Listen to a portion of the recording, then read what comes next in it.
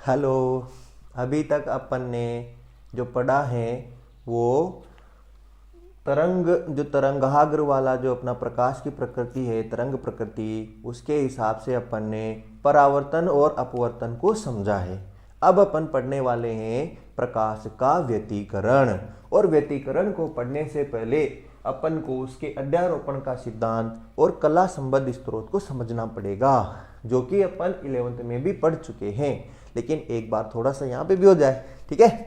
तो देखो, अध्यारोपण का सिद्धांत क्या करता है कि जब किसी भी माध्यम में कोई भी दो तरंगे अध्यारोपण करती हैं, किसी भी माध्यम में कोई दो तरंगे अध्यारोपण करती हैं, इस तरह से ये प्लस हो जाएंगी, तो जो परिणामी तरंग है उसका जो विस्थापन है या तीव्रता है, इन दोनों तरंगों से या तो ज्यादा होती हैं या कम होती हैं। यानी इसका जो परिणामी विस्थापन होगा, ये जो तरंग बनेगी यहां पर, इसका जो विस्थापन और तीव्रता है ये इन दोनों तरंगों या इनसे ज्यादा भी हो सकती है, ठीक है ना। दो या दो से अधिक तरंगें हो सकती हैं। तो जो परिणामी तरंग का विस्थापन होगा, इन सभी तरंगों के विस्थापनों के सदिश योग के बराबर होता है। ये अपन ने पहले 11th में पढ़ा हुआ है।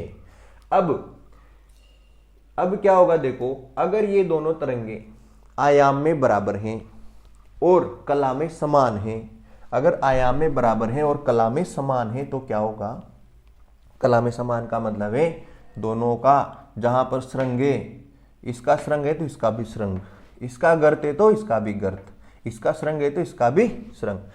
तो देखो, परिणामी जो तरंग होगी उसका जो आयाम होगा a प्लस बी। मान लो इसका आयाम a है, इसका b है, तो ये क्या हो जाएगा, a प्लस बी। तो ये अधिकतम है इन दोनों के अलग अलग व्यक्तिगत आयामों से, इसका जो आयाम है वो क्या है, अधिकतम है। अगर इन दोनों तरंगे, ये जो इस तरह की तरंगे होती है, ये कहलाती है समान कला में, समान कला। और अगर एक तरंग का श्रृंग, जैसे ये वाली तरंग है और दूसरी तरंग नीचे है जिसका इसका श्रृंग और उसका गर्त मिल रहा है इस तरह से,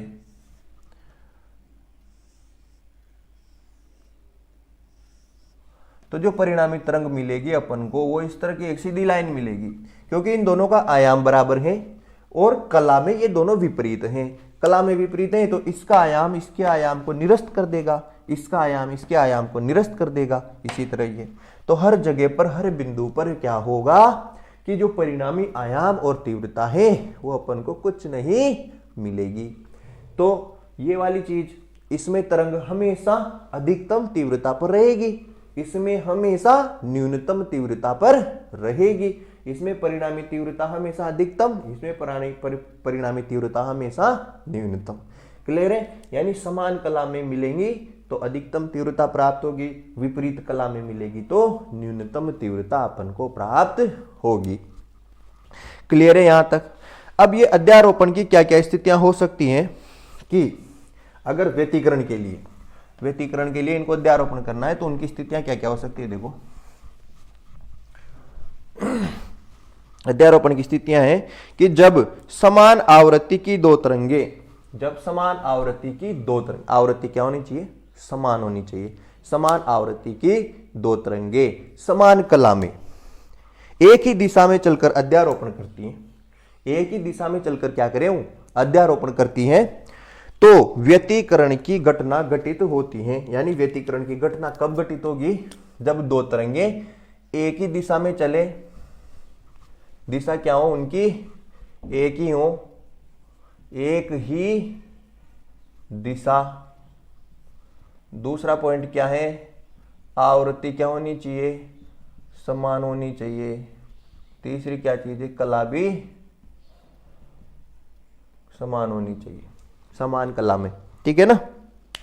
समान कला मतलब कला संबद्ध स्रोत होना चाहिए, कला संबद्ध स्रोत। ये कला संबद्ध स्रोत क्या होता है ये भी समझेंगे अपन। तो ये तीन कंडीशन होनी चाहिए, एक ही दिशा में होनी चाहिए, आवृत्ति समान होनी चाहिए और कला संबद्ध स्रोत होनी चाहिए। यानी दो स्रोतों से भी अगर दो तरंगे निकल रही हैं तो वो कला संबद्ध होनी चाहिए। कला संबद्ध का मतलब है उन दोनों के बीच में जो कलांतर है वो समय के साथ परिवर्तित नहीं होना चाहिए। अभी समझेंगे इसको अपन अलग से। पहले अपन को जो अध्यारोपण की वो स्थितियां देखनी है। अब स्थितियां अगर ये तीनों हैं तो कौन सी घटना घटित होगी? कौन सी घटना घटित होगी? व्यतिकरण की घटना घटित होगी। अगर इस तरह से मिल रही है तो कौन सी घटना घटित होगी? अपने पास व्यतिकरण की घटना घटित होगी। दूसरी स्थिति है जब लगभग समान आवृत्ति की तरंगे, अब आवृत्ति लगभग समान है, ठीक है, समान नहीं, लगभग समान आवृत्ति की तरंगे एक ही दिशा में चलकर अध्यारोपण करती हैं तो क्या बनते हैं? विस्पंद बनते हैं। ये अपन को वैसे ही ध्यान रखना है बस। तीसरी स्थिति है जब समान आवृत्ति एवं समान आयाम, ये अपन ने 11th में पढ़ा है। देखो जब समान आवृत्ति एवं समान आयाम, तरंग एक तो इधर से आ रही है, ये जा रही है इधर से और एक आए इधर से, यानी समान आयाम वो समान आवृत्ति की तरंगे विपरीत दिशा में अध्यारोपित होती हैं। विपरीत दिशा में अध्यारोपित होती हैं तो क्या बनती हैं? अप्रगामी तरंगे, जो अपन ने 11th में इस तरह से पढ़ी थी। फिर अपन ने इनमें देखा था कि जो कुछ बिंदु हैं वहां तो परिणाम परमानेंटी क्या है? अधिकतम आयाम है। कुछ बिंदु जो है वहां पर परमानेंटी क्या है? न्यूनतम आयाम है। कुछ पर अधिकतम आयाम है। तो इस तरह की जो तरंगे बनती है उनको क्या कहते हैं अपन? अप्रगामी तरंगे। ये अपन 11th में पढ़ चुके हैं। अपन को काम है केवल इस वाली स्थिति से, क्योंकि अपन पढ़ेंगे केवल व्यतिकरण। ठीक है, तो अब अपना जो नेक्स्ट टॉपिक है वो है दो तरंगों का व्यतिकरण। अभी तक व्यतिकरण में अपन ने क्या देखा? व्यतिकरण होने के लिए जो तरंगे हैं वो समान आवृत्ति की होनी चाहिए, दिशा उनकी समान होनी चाहिए, एक ही माध्यम में गति करनी होनी चाहिए, और जिस स्रोत से वो निकल रही है वो स्रोत क्या होना चाहिए? कला संबद्ध होना चाहिए। अब देखो व्यतिकरण में क्या होता है। अब मतलब अगर ये सब हो रहे हैं तो घटना कौन सी घटित होगी? व्यतिकरण की घटना घटित होगी। अभी व्यतिकरण क्या होता है? देखो, जब समान आवृत्ति की दो तरंगे एक ही माध्यम में एक ही दिशा में कला संबद्ध स्रोतों से निकलकर अगर अध्यारोपण करती हैं तो अध्यारोपण के क्षेत्र में किसी जगह पर तो परिणामी तीव्रता जो है उन दोनों तरंगों के व्यक्तिगत तीव्रताओं से अधिक और कुछ स्थानों पर दोनों तरंगों की व्यक्तिगत तीव्रताओं से भी कम तीव्रता प्राप्त होती है। तो अपन को जो व्यतिकरण जो अध्यारोपण का क्षेत्र है वहां पर तीव्रता में कुछ उतार चढ़ाव दिखाई देगा। तो उतार चढ़ाव की ये जो घटना है इसी को अपन क्या कहेंगे? व्यतिकरण की घटना कहेंगे। अब देखो, कहीं पर तो तीव्रता जो है दोनों तीव्रताओं जो दोनों तरंगे हैं उनकी तीव्रताओं के योग से भी अधिक प्राप्त हो रही हैं। तो जहां पर तीव्रता अधिकतम प्राप्त हो रही है, जैसे मान लो ये दो तरंगे हैं, ये दोनों तरंगे इधर अतिव्यापित होके और यहां पर मिल रही हैं, तो कुछ स्थानों पर तो अपन को क्या मिल रही है? तीव्रता अधिकतम, ठीक है ना, और कुछ स्थानों पर तीव्रता क्या मिल रही है? न्यूनतम। तो इनका मैं कलर चेंज करके लिख देता हूं। जो यहां पर तीव्रता अधिकतम है तो यहां तो बहुत उजाला होगा, तो ये तो हो गई चमकीला, ठीक है ना, और जहां पर तीव्रता कम होगी वहां अंधेरा रहेगा, तो यहां हो जाएगा काला, ठीक है ना। तो कुछ जगह तीव्रता अधिकतम, कुछ जगह तीव्रता कम, फिर कुछ जगह तीव्रता अधिकतम, फिर कम, फिर अधिकतम, फिर कम। तो अपन को जो अध्यारोपण का क्षेत्र है वहां पर तीव्रता में उतार चढ़ाव देखने को मिल रहा है। इस उतार चढ़ाव को ही अपन क्या कहते हैं? व्यतिकरण कहते हैं। अब व्यतिकरण दो प्रकार का हो गया। जहां पर तीव्रता अधिकतम है वहां पर होता है जो व्यतिकरण, उसको बोलते हैं रचनात्मक व्यतिकरण। यानी कि संपोषी व्यतिकरण। और जहां पर मिलता है अंधेरा, अंधेरा कायम रहेगा। जहां पर मिलता है अंधेरा वहां पर होता है विनाश। ठीक है ना, देखा होगा शक्तिमान आपने, जहां पर अंधेरा पहुंचता है ना वहां क्या कर देता है वो, विनाश ही विनाश कर देता है, तमराज किल्विस। इसी तरह यहां पर भी क्या है, जहां पर होगा अंधेरा वहां पर होगा विनाश। यानी कि यहां पर जो व्यतिकरण है उसका नाम क्या है, विनाशी व्यतिकरण। क्या है, विनाशी व्यतिकरण। याद रह जाएगा। तो ये दो प्रकार के व्यतिकरण हो गए। व्यतिकरण कब होगा, जब आवृत्ति समान, दिशा समान, एक ही माध्यम में कला संबंध स्त्रोतों से निकलकर कोई तरंगे किसी माध्यम में अध्यारोपण करती हैं, तो अध्यारोपण के क्षेत्र में कुछ जगह पर तो तीव्रता दोनों तरंगों की तीव्रताओं के योग से भी अधिकतम तीव्रता प्राप्त होती है, कुछ जगह पर दोनों तरंगों की तीव्रताओं के योग से भी कम तीव्रता अपन को प्राप्त होती है। तो अध्यारोपण के क्षेत्र में अपन को तीव्रताओं की जो तीव्रता में जो अपन को कम ज्यादा उतार चढ़ाव जो प्राप्त हो रहा है, तो ये उतार चढ़ाव की घटना को अपन क्या कहते हैं, व्यतिकरण कहते हैं। जहां पर तीव्रता अधिकतम होती है वहां पर कौन सा व्यतिकरण होता है, संपोषी। जहां तीव्रता कम होती है, न्यूनतम होती है, वहां पर जो व्यतिकरण है उसको क्या बोलेंगे अपन, विनाशी व्यतिकरण। क्लियर है। अब अपन देखते हैं ये कला संबद्ध स्त्रोत क्या होते हैं। बार बार नाम आ रहा है कला संबद्ध स्त्रोत। तो ये कला संबद्ध स्त्रोत क्या होते हैं, इसको अपन देख लेते हैं। तो अगला टॉपिक है अपना कला संबद्ध स्त्रोत। अब देखो अपन ने 11th में तरंग की समीकरण पढ़ी, y बराबर a sine omega T plus five. इसको फाइव 1 ले लेते हैं या केवल ओमेगा टी ले लेता हूं मैं, सिंपल समीकरण यही होती है अपनी, बहुत जनरल होती। ये y1 ले लिया और y2 है अपना a sine omega T plus five. तो ये जो पूरा कोण है इसको अपन क्या बोलते थे, कला कोण बोलते थे। क्या बोलते थे, कला कोण। और इन दोनों कला कोणों में जो अंतर होगा क्या होगा, वो फाई का ही होगा। तो ये जो फाई है ये क्या है अपना, कलांतर है। क्या है, कलांतर। यानी इन दोनों के मध्य कितना अंतर है, फाई का कलांतर है। अब कला संबद्ध स्त्रोतों का क्या मतलब है, एक स्त्रोत है अपना ये वाला, ठीक है, और दूसरा स्त्रोत है अपना ये वाला। तो इन दोनों स्त्रोतों के मध्य कलांतर कभी भी बदलना नहीं चाहिए। यानी अगर फाई है ना तो फाई ही रहे, चेंज ना हो। जैसे शुरू में मान लो अगर कलांतर 30 डिग्री है तो 30 डिग्री ही रहना चाहिए, कम ज्यादा नहीं होना चाहिए। तो अपन इनको क्या बोलेंगे, कला संबद्ध स्त्रोत। कला संबद्ध स्त्रोत का मतलब यूं नहीं है कि अपन उनको यूं मान लें कि समान कला में नहीं, विपरीत कला में भी हो सकते हैं, समान कला में भी हो सकते हैं, किसी भी कला में हो सकते हैं कला तो उनकी, लेकिन वो बदलनी नहीं चाहिए फिर बाद में। ठीक है ना। जैसे मान लो इस तरह से कोई तरंगे हैं,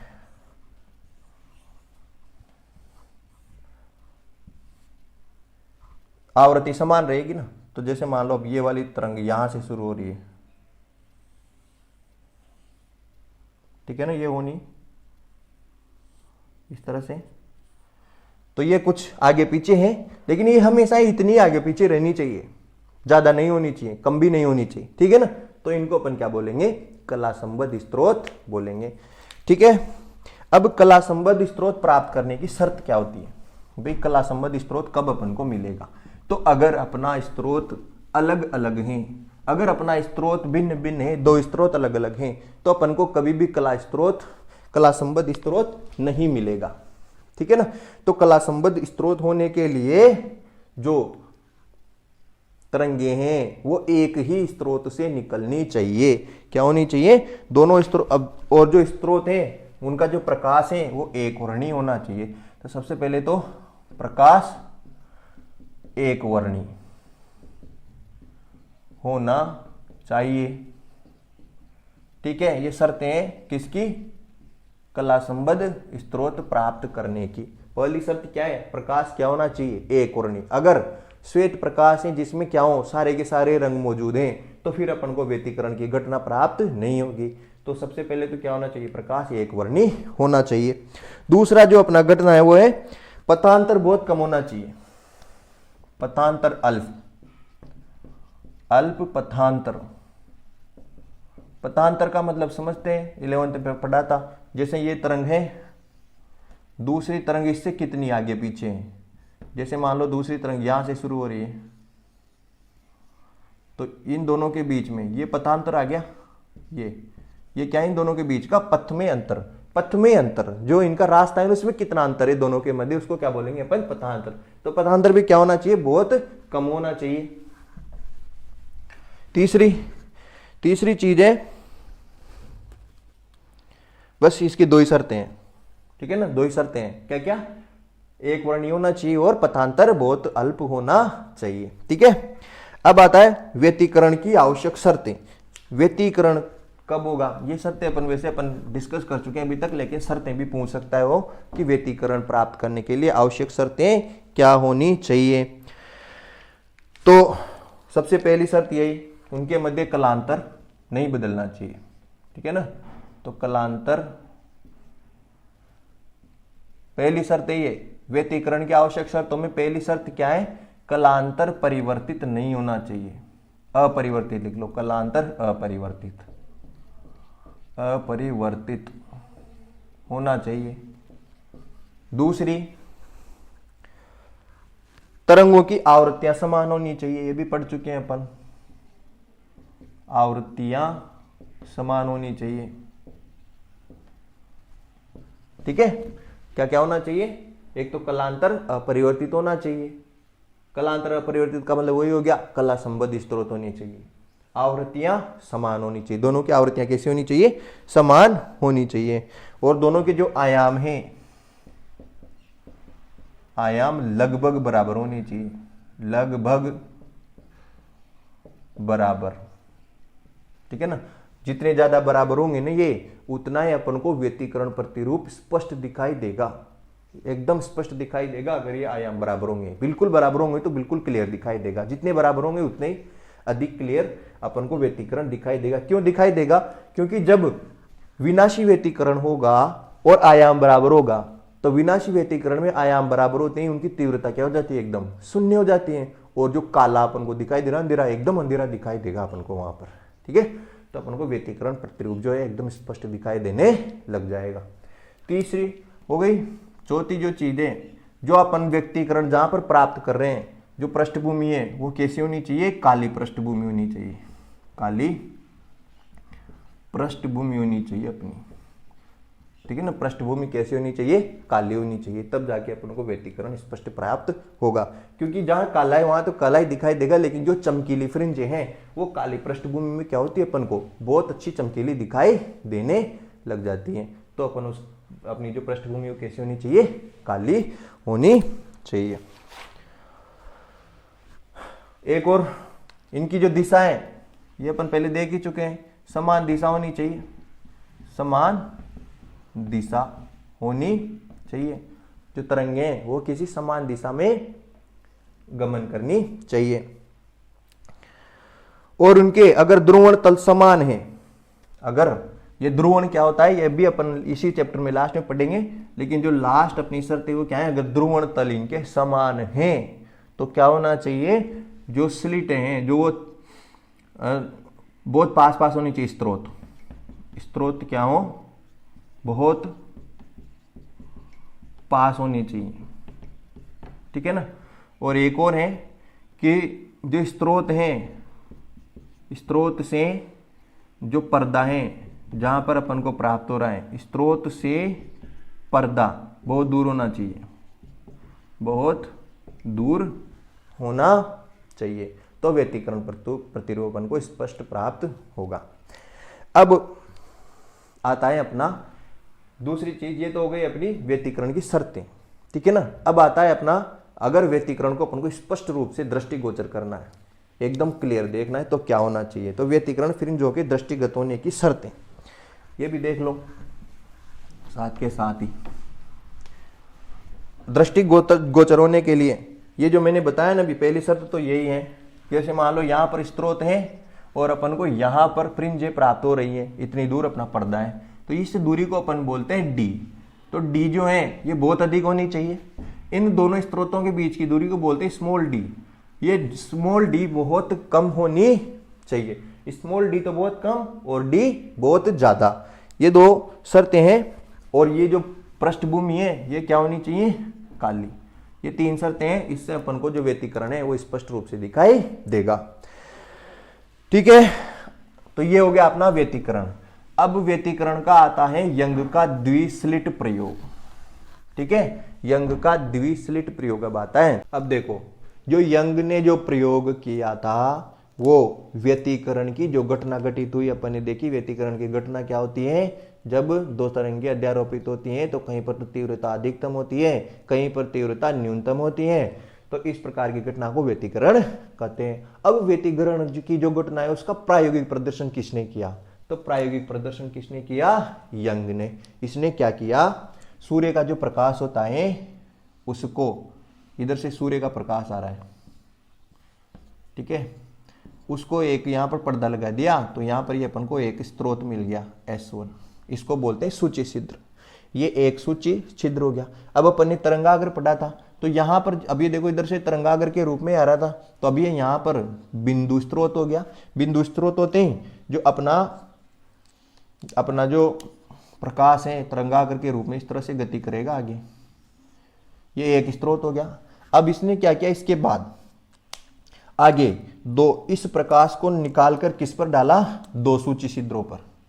यहां पे इसने लगा दिए दो सूची छिद्र पास पास, ठीक है, दोनों सूची छिद्र, इनको बोल दिया इसने S1 व S2। ये हो गया S1, ये हो गया S2। अब देखो जैसे इधर से ये तरंगाग्र आया तो ये अब देखो एक ही स्रोत से आ रहे हैं तो कला संबद्ध तो होगा ही सही, आवृत्ति भी बराबर होगी, सब कुछ जो अपन चाहते हैं व्यतिकरण के लिए वो सब कुछ इसमें मिलेगा। लेकिन यहां पर आते ही यही जो तरंगाग्र है ये दो तरंगाग्र में बढ़ जाएगा, द्वितीयक तरंगिकाएं निकलेंगी, क्योंकि अपन को पता है जो इन पर जो स्रोत होता है वो किसकी तरह कार्य करने लग जाता है, दूसरे स्रोत की तरह कार्य करने लग जाता है और द्वितीयक तरंगिकाएं निकलने लगती हैं। तो अब ये वाले जो स्रोत हैं ये क्या करेंगे, द्वितीयक तरंगिकाएं निकालेंगे। तो इन स्रोतों से प्रकाश निकलेगा और यहां पर अपन को, यहां पर जो अपना स्रोत है, मान लो ये अपना जो पर्दा है, इस पर कुछ जगह पर तो चमकीली और कुछ जगह पर अपन को काले धब्बे मिलेंगे। काले धब्बे, जो चमकीले धब्बे थे उनको तो खाली वृत्तों से इसने बताया, और जो काले धब्बे थे वो काले ही हैं, भरे हुए धब्बे, ठीक है। तो यहां पर तो तीव्रता बहुत कम मिली, और जो खाली जो वृत्त बनाए हुए खाली गोले, यहां पर तीव्रता क्या मिली, अधिकतम मिली, ठीक है ना। तो यहां पर तो कौन सा व्यतिकरण हुआ, संपोषी। यहां पर कौन सा व्यतिकरण हुआ, विनाशी व्यतिकरण, ठीक है ना। अब इसको और स्पष्ट देखने के लिए, ठीक है, इस व्यतिकरण प्रतिरूप को और स्पष्ट देखने के लिए उसने काहे का प्रयोग किया, सूची छिद्रों के स्थान पर लंबी लंबी झिर्रियों का प्रयोग किया। तो वो भी देख लेते, तीव्रता को बढ़ाने के लिए, ठीक है ना। यहां पर तीव्रता बहुत अधिक होनी चाहिए, मतलब तब अपन को स्पष्ट दिखेगा। तो तीव्रता को बढ़ाने के लिए उसने काहे का प्रयोग किया, सूची छिद्रों के स्थान पर काहे का, झिर्रियों का प्रयोग किया, है ना। और सूर्य के प्रकाश की जगह पर काहे का प्रयोग किया उसने, फिर एक वर्णी प्रकाश का। तो वो देख लेते हैं हम, ठीक है। इस तीव्रता को बढ़ाने के लिए उसने दो काम किए। पहला काम, सूची छिद्रों के स्थान पर झिर्रियों का प्रयोग किया, और सूर्य के प्रकाश के स्थान पर काहे का प्रयोग किया उसने, एक वर्णी प्रकाश का। तो देखो फिर क्या किया उसने, यहां से एक स्रोत, ये एक अपना पर्दा ले लिया उसने,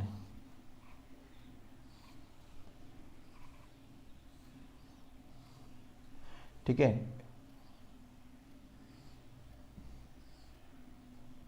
इसमें से प्रकाश निकलेगा, इसको तो बोल दिया S, ठीक है। फिर इसके सामने उसने पर्दा रख दिया, यहां पर उसमें दो झिर्रियां कर दी,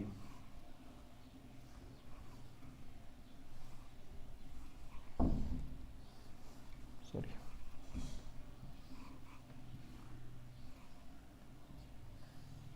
अब इसमें 2 झिर्रियाँ कर दी, तो इससे निकलने वाला जो प्रकाश, ये झिर्रियाँ जो है ना बहुत पतली होनी चाहिए, मतलब अपन को चित्र में बनाएंगे थोड़ी बड़ी, लेकिन अगर एक्सपेरिमेंट करना है तो उसमें क्या होनी चाहिए, थोड़ी पतली होनी चाहिए और पास पास होनी चाहिए। ये हो गई अपनी S1 और S2। यहाँ से तरंगाग्र आ रहा है, इनमें से जाएगा 2 तरंगाग्रों में बढ़ जाएगा, ठीक है ना।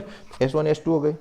इसके बाद जो अपना यहाँ पर जो पर्दा है, उस पर्दे पर अपन को कैसे मिलेगी, देखो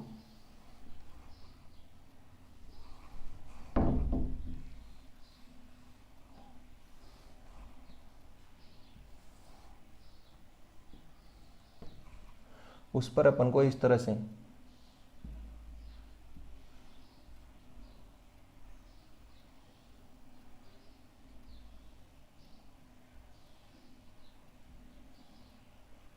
अपन को फ्रिंजें मिलेंगी।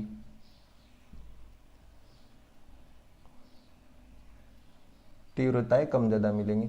तो जो यंग था उसने जो ये चमकीली और काली जो पट्टियां मिल रही थी, इनको क्या नाम दिया उसने, फ्रिंज नाम दिया। ये जो चमकीली और काली जो पट्टियां हैं, एक जगह तो अपन को मिल रही है चमकीली, ठीक है ना, और ये मिल रही है अपन को काली, चमकीली और काली, चमकीली और काली, चमकीली और काली। तो ये जो पट्टियां हैं ना, इन पट्टियों को उसने क्या नाम दिया, फ्रिंज नाम दिया। तो फ्रिंज, अगर अब मैं बार बार फ्रिंज बोलूंगा तो आपको समझ में आना चाहिए कि फ्रिंज में किसके लिए बोल रहा हूं, इससे कंफ्यूज नहीं होना, क्योंकि नया नाम है ना। तो देखो उसने क्या किया, यहां से प्रकाश आया, उसको 2 टुकड़ों में बांटा, 2 टुकड़ों में बांट के पर्दे पर जब वो दिखाई दिए तो कैसे दिखाई दी, इस तरह से लंबी लंबी झिर्रियां दिखाई दी, कहीं तो काली दिखाई दी एकदम, और कहीं एकदम चमकीली दिखाई दी। और जो ये पट्टियां हैं, इनकी जो इन पट्टियों को उसने क्या नाम दिया, फ्रिंज नाम दिया। अब ये जो पट्टियां, इनकी चौड़ाई कितनी होनी चाहिए, इनके बीच में दूरी कितनी होनी चाहिए, इनके बीच में कितनी होनी चाहिए, सब अपन अब इसका गणितीय विश्लेषण करेंगे, उसमें देखेंगे। प्रयोग अपना यही खत्म होता है। प्रयोग में अपन को प्रायोगिक प्रदर्शन हो गया, दिख गया अपन को भाई व्यतिकरण मिल रहा है, पर्दे पर बस एक सब काला पर्दा है, उस पर अपन को जगह जगह चमकीली चीजें दिख रही हैं, क्योंकि काली जगह तो काली दिखाई देगी, बाकी कुछ जगह पर अपन को कैसा दिख रहा है, चमकीला दिखाई दे रहा है। तो इस घटना को अपन ने क्या नाम दिया, व्यतिकरण नाम दिया। ये होता है यंग का द्विस्लिट प्रयोग। अब अपन इसका तो हो गया उसका प्रयोग। अब इसकी व्याख्या क्या है वो देख लो। उसने व्याख्या किस प्रकार से की, भाई ये यहाँ पर क्यों प्राप्त हो रहा है, ऐसा क्यों हो रहा है, तो उसने क्या बताया वो अब अपन देखते हैं। उसके लिए अपन को एक चित्र को समझना पड़ेगा। उसने क्या कहा कि जब एक वर्णी प्रकाश जब 2 स्रोतों से निकलता है तो उन तरंगें क्या है, किसी बिंदु पर जाकर मिलती, तो कहीं पर तो क्या होगा, उन दोनों, जैसे मान लो ये दोनों अपने स्रोत है S1 और S2, यहां से तरंगे निकल रही हैं, तो यहां पर ये पर्दा जो है, तो यहां पर भी मिल सकती हैं ये दोनों तरंगे, ये हर जगह पर मिलेंगी, मतलब इस तरह से यहां से यहां तक मिलेंगी, ठीक है ना। तो किसी जगह पर तो जो तरंगे मिल रही हैं वो क्या मिल रही हैं, समान कला में, कहीं पर क्या मिल रही है, विपरीत कला में। तो कहीं समान कला में, कहीं विपरीत कला में, इसका क्या मतलब हुआ, कहीं पर तो दोनों तरंगों के श्रृंग से श्रृंग या गर्त से गर्त मिल रहा है, जहां श्रृंग से श्रृंग और गर्त से गर्त मिल रहा होगा वहां पर तो अपन को कौन सी फ्रिंज प्राप्त होगी, चमकीली फ्रिंज। क्लियर है। और जहां पर एक तरंग का श्रृंग और दूसरी तरंग का गर्त मिल रहा होगा वहां पर कौन सी फ्रिंज प्राप्त होगी, अपन को काली फ्रिंज प्राप्त होगी, ठीक है ना। तो इस प्रकार से उन्होंने बताया। अब देखो, जैसे ही वहां से S से क्या निकला, S उसने क्या लिया, एक वर्णी प्रकाश लिया, एक वर्णी प्रकाश से अपन को तरंगाग्र मिला, वो तरंगाग्र जो है इन दोनों स्रोतों पर पड़ा, यहां पर पड़ते ही द्वितीयक तरंगिकाएं निकलेंगी, ठीक है ना। द्वितीयक तरंगिकाएं कैसे निकलेंगी, देखो अब मैं इसको एकदम जो ओरिजिनल उसका प्रतिरूप है कैसे बनता है वो बताता हूँ। ये चित्र बहुत ध्यान से आपको भी बनाना है और ध्यान से याद रखना है कि ये चित्र कैसे बनाना है। तो इसको इस तरह से बनाना है आपको। सबसे पहले यहाँ पर इधर ये तो हो गया अपना S, ठीक है। इसके पास में यहाँ पर 2, थोड़ा अपन तो दूरी बना लेंगे प्रयोग के लिए, तो पास पास ही होने चाहिए और ये बीच में होना चाहिए एकदम, ठीक है ना। ये हो गया अपना S1, ये हो गया S2। यहाँ से क्या निकला, तरंगाग्र निकला।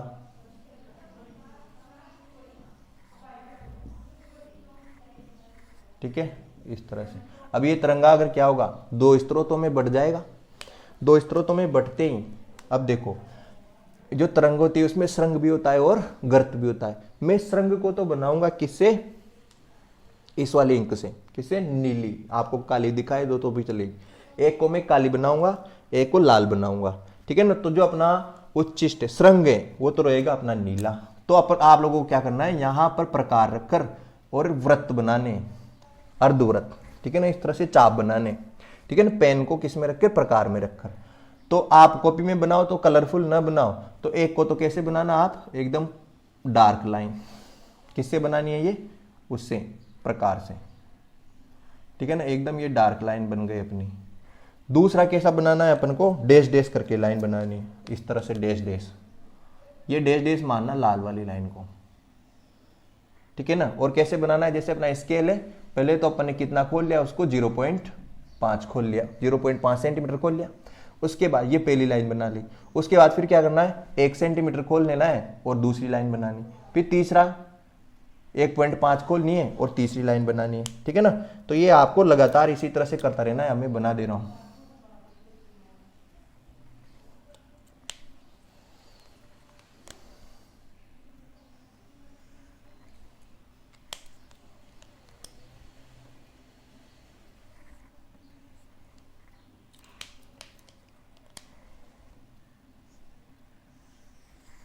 ठीक है, ये पहला स्रोत हो गया। दूसरा स्रोत देखो, दूसरे स्रोत से भी सेम ऐसे ही निकलेंगे।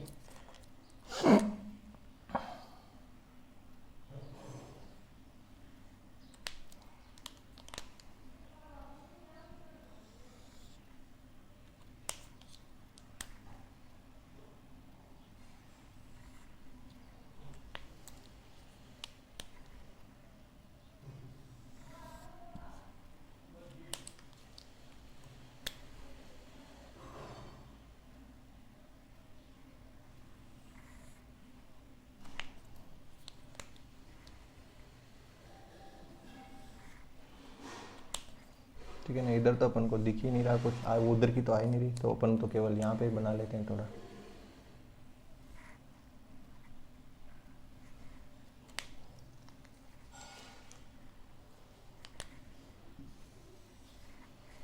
ठीक है, इस तरह से ये मिलेगी। और अपन को यहां पर पर्दे पर क्या मिलेगा, एक प्रतिरूप मिलेगा। अब देखो कैसे मिलेगा, यहां पे देखना ध्यान से, जहां पर श्रृंग से श्रृंग और गर्त से गर्त मिल रहे होंगे, कैसे, जैसे देखो ये दोनों का क्या मिल रहा है, गर्त, दोनों का श्रृंग, दोनों का गर्त, दोनों का श्रृंग। अब ये चित्र सही से नहीं बना इसलिए ये आगे पीछे हो गई, नहीं तो ये क्या आएंगे, एकदम सीधी लाइन में आएंगे ऐसे। तो ये जैसा यहां पर मिलेंगे तो यहां क्या मिलेगी, श्रृंग से श्रृंग और गर्त से गर्त, तो यहां क्या मिलेगा अपन को, चमकीला बिंदु मिलेगा। क्लियर है, ये इस तरह से तरंगाग्र निकल रहे हैं, गर्त से गर्त मिल रहा है, श्रृंग से श्रृंग मिल रहा है, वहां पर तो क्या मिलेगा अपन को, चमकीला बिंदु। अब देखो यहां पर इस वाले बिंदु पर देखो, ये अब ये वही, मतलब ये थोड़ा ढंग से नहीं बना ना, इसलिए ये एकदम सीधी लाइन में नहीं आए, नहीं तो ये एकदम सीधी लाइन में आएंगे। और अपन को ये कैसे मिलेंगे, यहाँ पर कौन सी फ्रिंज मिलेगी, काली। अब ये थोड़ा दूर दूर इसलिए दिख रहे हैं क्योंकि अपन स्रोतों को दूर दूर बनाया और चित्र को जूम करके बनाया है, ठीक है ना।